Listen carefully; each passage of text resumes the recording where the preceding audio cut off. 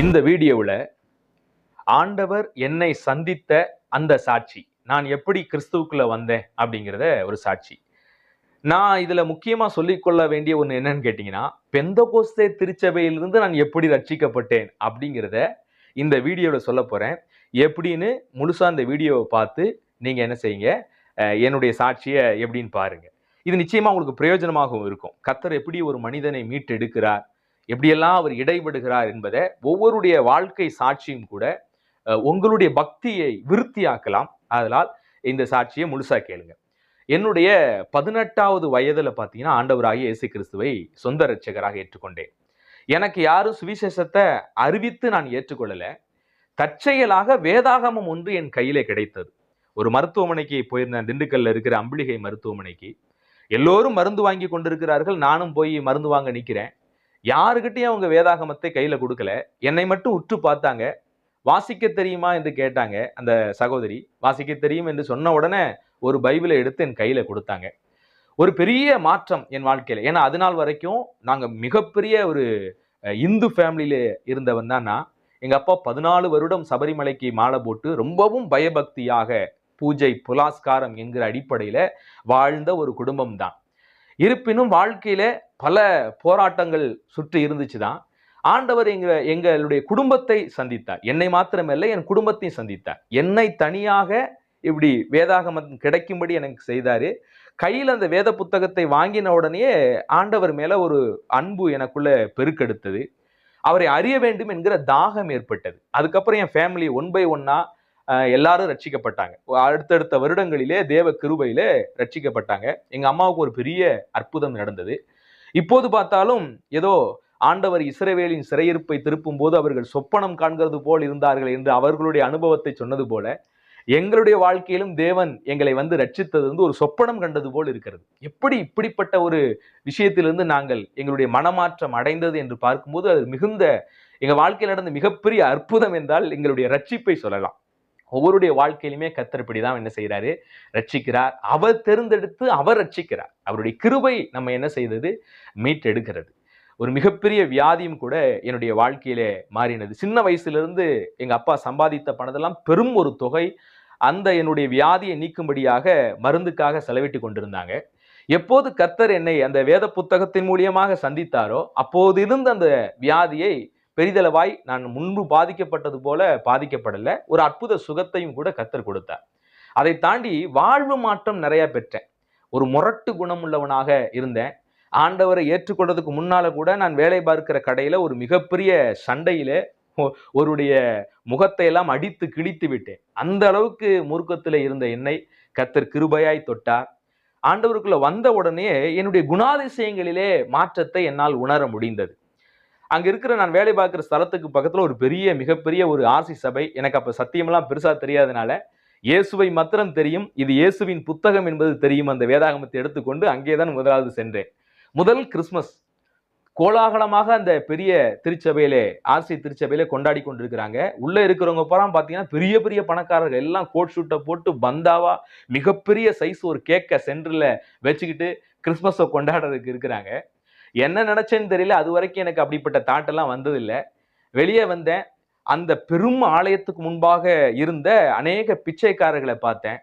அவர்கள் மேலே ஏதோ சின்ன கரிசனை, ஒரு மனதுருக்கம் வந்துச்சு. கேக் வாங்கிட்டு வந்து அவங்க எல்லாருக்கும் கேக் கொடுத்து முதல் கிறிஸ்துமஸை அப்படி கொண்டாடினேன். ஆண்டவர் ஒரு பெரிய கிருபையை கொடுத்தார்.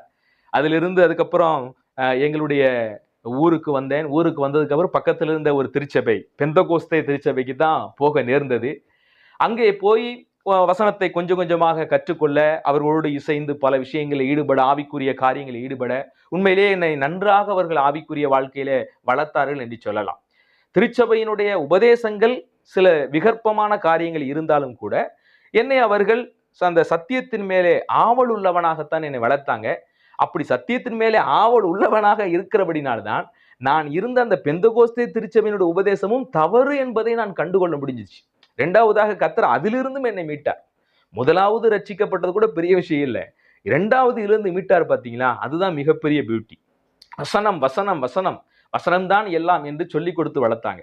ஆனா வசனத்தை வாசிக்க வாசிக்க வாசிக்க வாசிக்க, ஏன்னா அன்றைய நாட்கள்ல பெருசா வசனம் தெரியாதனால அவங்க சொல்லி கொடுத்த அந்த ஆவிக்குரிய அனுபவத்திலேயே நான் வளர்ந்தேன்.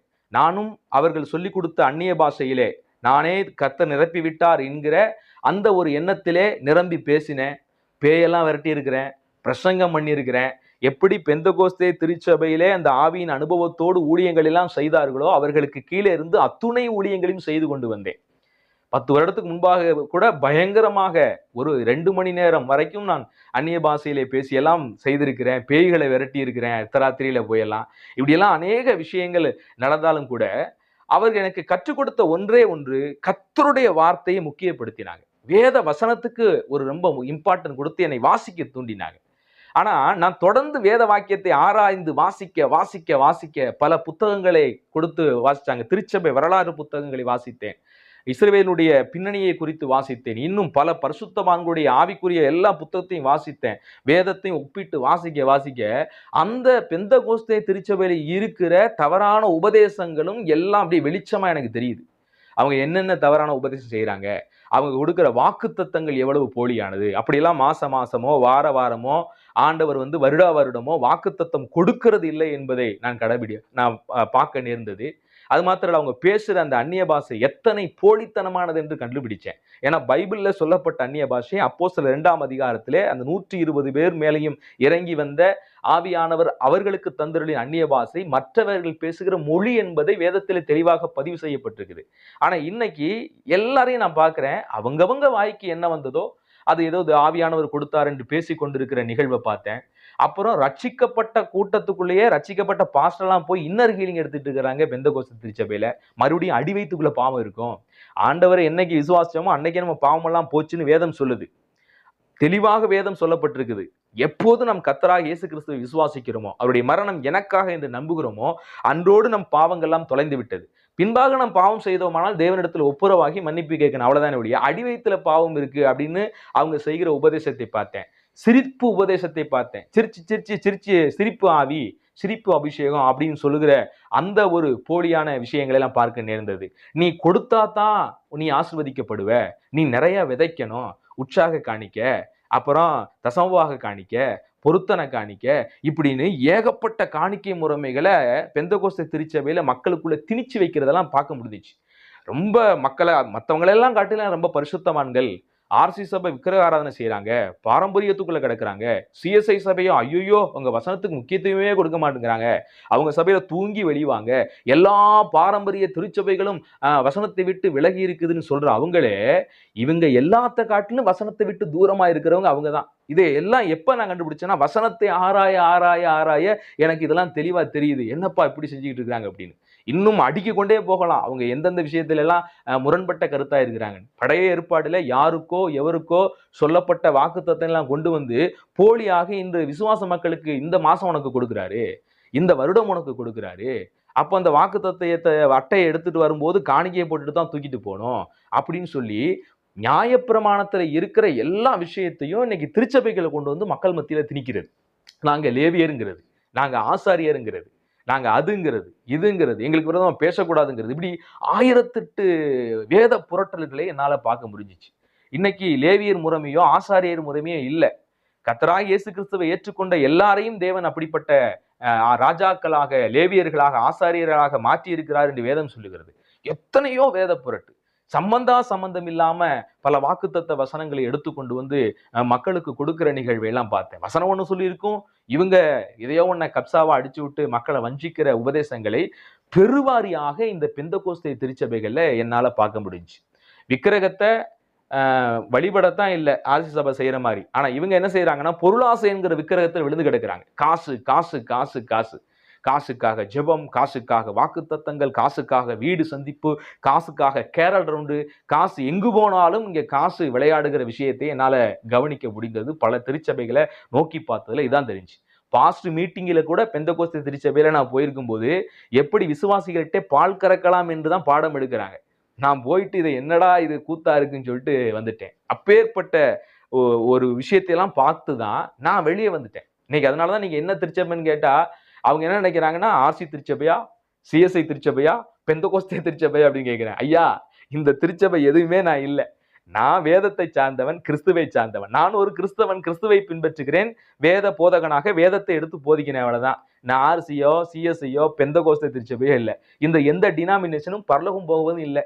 ஆண்டவராய் இயேசு கிறிஸ்துவை முழு இதயத்தோடு ஏற்றுக்கொண்டு அவருடைய வேத வார்த்தைக்கு முக்கியத்துவம் கொடுத்து அவருக்கு பின்பாக நடந்து போகிற சீஷர்கள் எல்லாரும் என்ன செய்வாங்க? பரலோகம் போவாங்க. அவங்க தான் உண்மையான திருச்சபை. அதை தாண்டி அந்த திருச்சபை, இந்த திருச்சபை, நான் தான் போவேன், நீ தான் போவேன், நீ அதுல இருக்க, நீ போக மாட்டேன், நான் இதுல இருக்க, நான் தான் போவேன் அப்படின்னு சொல்ற யாரையும் நம்பாதீங்க. இவங்க எல்லாம் போட்டி போட்டு நாங்க தான் போவோம், நீங்க போக மாட்டேன்னு சொல்லுவாங்க. ஆக மொத்தத்துல எல்லார்ட்டையும் கூட குறை இருக்குது. அதனால தேவனுடைய பிள்ளைகளே, இந்த ஒரு சின்ன சாட்சி உங்களுக்கு நிச்சயமா பிரயோஜனமா இருக்கும். எப்படி அந்த மார்க்கத்திலிருந்தும் தேவனை அறியாத அந்த காலகட்டத்தில் இருந்த என்னை கிருபையாய் தேவன் மீட்டு ரட்சித்தார். இந்த பொய் போதனையிலிருந்தும் பெந்தகோஸ்து உபதேசத்திலிருந்தும் கர்த்தர் என்னை ரட்சித்தார். அதனாலதான் நான் அடிக்கடி சொல்லுவேன், பெந்தகோஸ்து உபதேசத்திலிருந்து கர்த்தர் என்னை ரட்சித்ததுதான் பெரிய விஷயம் அப்படின்ட்டு. ஸோ நீங்கள் வேதத்துக்கு முக்கியத்துவம் கொடுங்கள். கர்த்தருடைய வேதம் என்ன சொல்லுகிறதோ அதற்கு கீழ்ப்படிங்க. ஆண்டவருக்குள்ள திருச்சபையா இருந்து வளருங்க. மற்ற திருச்சபைகள் சொல்லுகிற சில தவறான போதனைகள்ல விழுந்து போயிடாதீங்க. நிச்சயம் இந்த சாட்சி உங்களுக்கு பிரயோஜனமாக இருந்திருக்கும். கர்த்தர் நம்மை ஆசீர்வதிக்கட்டும்.